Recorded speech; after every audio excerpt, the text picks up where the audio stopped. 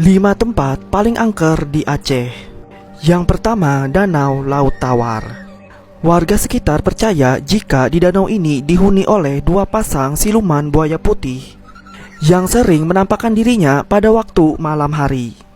Yang kedua, Taman Hutan Raya. Banyak warga sekitar yang mengatakan jika pada malam hari di taman ini sering terdengar suara-suara aneh dan penampakan sesosok hantu wanita tua yang menyeramkan. Yang ketiga, Kampus Unsiah. Ada banyak kejadian-kejadian yang menyeramkan dan mengerikan di sini. Jadi tidak heran banyak mahasiswa yang melihat penampakan. Yang keempat, Jembatan Seunapet. Kabarnya ada beberapa orang yang sengaja ditumbalkan untuk membuat jembatan ini menjadi kokoh. Yang terakhir, Pantai Loknga. Kabarnya di kawasan pantai ini ada sebuah gerbang menuju kerajaan jin dan siluman.